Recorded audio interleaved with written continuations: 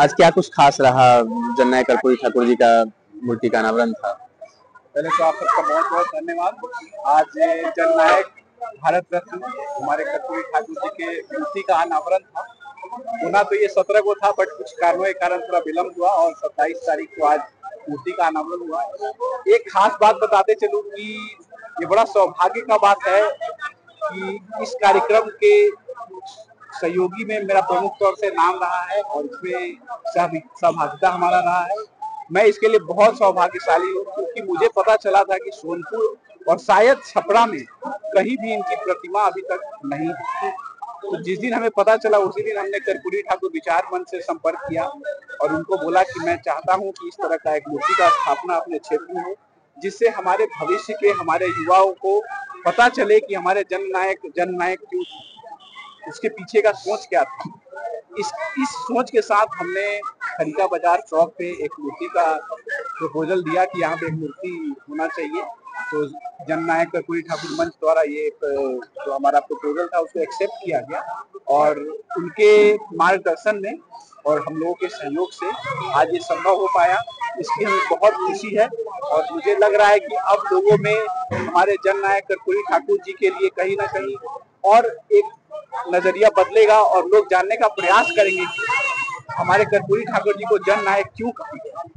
तो कहीं ना कहीं ये इतिहास का विषय है और आजकल के युवाओं में कहीं ना कहीं इतिहास की जानकारी की कमी है। तो मूर्ति लगने से एक तो कहीं ना कहीं लोगों को दिखेगा कि उनके बारे में लोग जानकारी लेने की जरूर चेष्टा करेंगे। तो मुझे लग रहा है कि एक बहुत महत्वपूर्ण कार्य था जो हमारे क्षेत्र में नहीं हुआ था, आज हुआ है।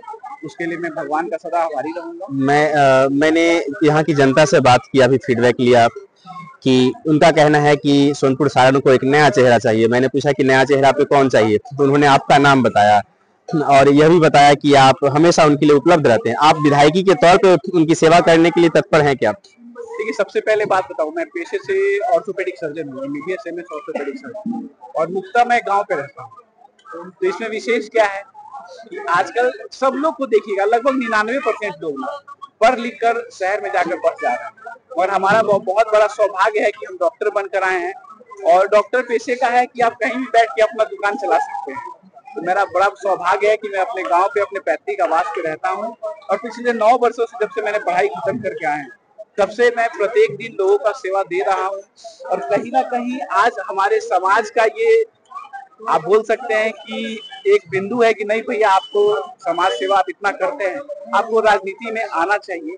कहीं ना कहीं समाज का ही दबाव है, युवा साथियों का जोर है कि ना भैया तो आगे के चाहिए। तो कहीं ना कहीं हम लोग समाज सेवा पहले से भी करते आ रहे हैं।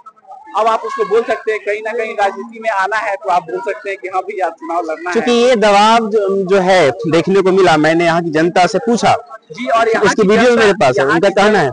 सर, यहाँ की जनता के लिए क्या संदेश देना चाहेंगे? देखिए, जनता यहाँ की परिवर्तन तो चाह रही है, इसमें कोई संकोच संदेह मत रखिए। जनता का परिवर्तन है कि आप है, लेकिन आपका क्या संदेश है जनता के लिए? सर, जनता के लिए है कि देखिए, कहीं ना कहीं अगर आप परिवर्तन चाहते हैं तो ये बोलने से नहीं होगा। कहीं ना कहीं आपको भी मुखपत्र बन के इसके लिए हर समाज में हर जगह पे आपको इस बात को रखना पड़ेगा कि नहीं भाई फलाना व्यक्ति अच्छा है, आप इनको सपोर्ट कीजिए। क्योंकि मेरे अकेले चाह लेने से और 10 लोगों के चाह लेने से ये संभव नहीं है। तो मैं जनता से आग्रह करना चाहूंगा, अगर आप परिवर्तन चाहते हैं, आप चाहते हैं कि राजनीति में कोई अच्छा चेहरा, नया चेहरा, उभरता हुआ चेहरा जो आपके समाज में आपके बीच में रह के आपके सुख दुख में मदद करे, तो आपको आगे आना पड़ेगा। हम तो आगे आ गए हैं, मगर अब जनता को आगे आना पड़ेगा और उनको बताना पड़ेगा कि नहीं भैया ये व्यक्ति अच्छा है, ये व्यक्ति मेरे लिए कुछ कर सकता है, हमारे सही समय पे, हमारे गलत समय पे हमारे साथ खड़ा रह सकता है। तो मैं जनता से आह्वान करूंगा कि अपना सहयोग दीजिए, अपना आशीर्वाद दीजिए और कहीं ना कहीं आप ही जनता को बताइए कि अच्छा कौन है, खराब कौन है, बहुत अच्छा कौन है।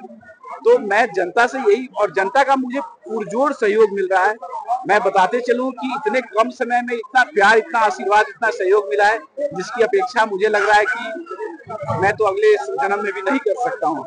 तो सर, कुछ संदेश दे दीजिए जनता के लिए, कुछ संदेश दे दीजिए। जनता को क्या तैयारियां हैं? सर, तैयारियां कुछ नहीं है। देखिए क्या ना, हम जनता के बीच में ही हैं, तो तैयारियां आप समझ लीजिए प्रत्येक दिन हम तैयारी ही करते हैं। हम लोग वैसे भी मेडिकल फील्ड के रहे हैं तो दिन भर हम लोग तैयारी करते रहते हैं पढ़ने के लिए, लिखने के लिए। हालांकि डिपार्टमेंट आपका अलग है, लेकिन ये डिपार्टमेंट अलग है। नहीं, तैयारी देखिए, आपको कहीं ना कहीं अगर कोई अच्छा डॉक्टर आपको मिलेगा ना, तो उसको कहीं ना कहीं अगर सामाजिक नहीं है तो बहुत अच्छा डॉक्टर भी नहीं हो सकता।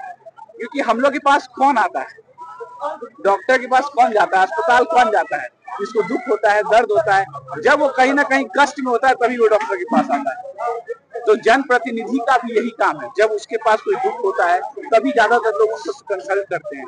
तो कहीं ना कहीं ये कार्य हम लोग अपने जो पढ़ाई के जीवन में है उसमें भी किए हैं, और अभी भी प्रयास है कि जितना जनता का हो, युवा साथियों का हो, और जिस तरह से हो, हर समाज को एकत्रित लेकर चलना, ये हम लोग का उद्देश्य है। कोई इसमें जाति भेदभाव नहीं होना चाहिए, कोई पार्टी भेदभाव नहीं होना चाहिए। ऐसा आज भी आप कार्यक्रम दे सकते हैं, हमारा मंच था, इसमें हर एक पार्टी के लोग थे। हम लोग इस चीज में भेदभाव नहीं रखते हैं कि इनको नहीं बुलाना चाहिए, इनको, ऐसा कुछ नहीं है। क्योंकि देखिए, अगर आप में काबिलियत है तो आप सबको आगे पीछे करते हुए आप आगे निकल सकते हैं। तो मेरा ये मानना है, आप देखिए कि आपका क्वालिटी कौन है, आपको कौन लगता है कि आपके लिए अच्छा कर सकता है। क्योंकि देखिए, अपने मुंह से बहुत ज्यादा हम नहीं बोल सकते, हम बस चाहेंगे जनता सही निर्णय करे, सही लोगों को पहचाने और कहीं ना कहीं अपना आशीर्वाद दे। तो जिसको जनता आशीर्वाद देगी, भैया जनता राजा है, और हम क्या बोले। धन्यवाद। चलिए, बहुत बहुत धन्यवाद।